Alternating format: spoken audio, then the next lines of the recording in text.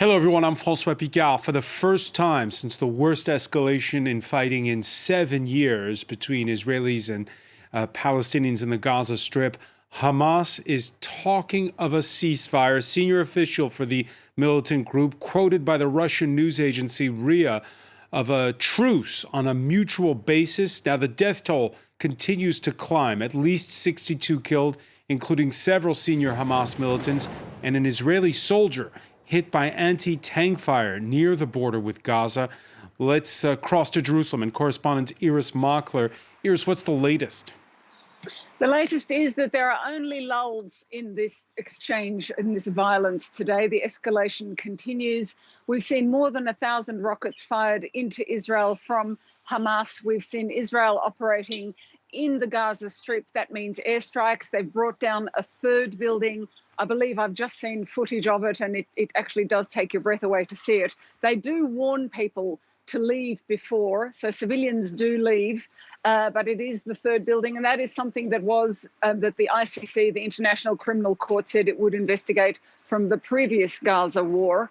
So we've seen that. We've seen an announcement that 6 senior Hamas and Islamic Jihad militants have been killed, including the head of their cyber unit. And perhaps that's an explanation for why further rockets have been launched back into Israel, and Israel is bracing for more as the Security Cabinet is meeting right now. Yeah, and while the cross-border shooting continues, as you say, it's no longer just between Israelis and Palestinians from the occupied territories. Dozens of arrests in majority Arab towns in central and northern Israel.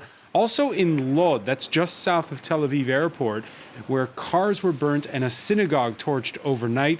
The government declaring a state of emergency on a town that is 1/3 Arab Israeli.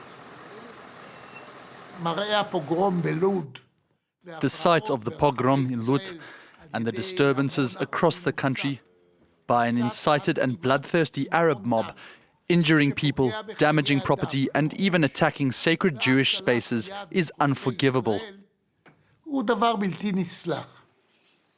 Israel's president there is talking of a pogrom. I think it's the shock of seeing, first of all, of seeing this unrest. There are a number of cities that are mixed Arab and Jewish, some Muslim and Jewish residents who live side by side in the same town, in the same street. And here they are fighting with each other. It did look like a war zone. So there's that feeling when you see cars being torched, shops being torched, synagogues being torched in the Jewish state.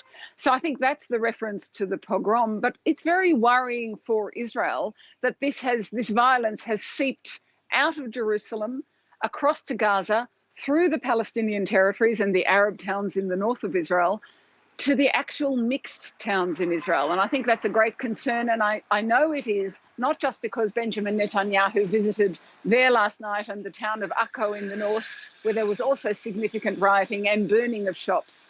But today there's something that we don't normally see. There's a curfew from 8 till 4 in the morning. No one in Lod is to go in or out. I guess we haven't had curfews there, I suppose, except for COVID curfews. There haven't been curfews there for years. In fact, no one. I was talking to Israeli journalists, and they can't remember this at all. Yeah, seeing this kind of state of tension with Arab Israelis who make up more than 20% of the population. You have to go back to 2000, 20 years. Irris, to think that up until this week, we were talking about Arab Israelis as kingmakers for building a new coalition. And indeed, I'm told, what leaks out of the parliament in Israel is that they actually had agreed were the kingmaker, were going to be part of this new coalition. And that coalition was going to go to the president and announce that it had enough seats, it could form the government. And then this round, as they call them here, this violence began. And the Islamist group, the Islamist party said, well, I can't form a government now when there's all this stress, we have to wait. So perhaps that time will play to Netanyahu's favour, or perhaps they will be able to form a government. But this violence has an impact on many levels. There's ripples far beyond the actual terrified people and the people losing their lives. Before we let you go, Irris Makler, Washington now getting into the act. The Secretary of State, Anthony Blinken, announcing he's sending his Middle East peace envoy to the region. What can Washington do at this point?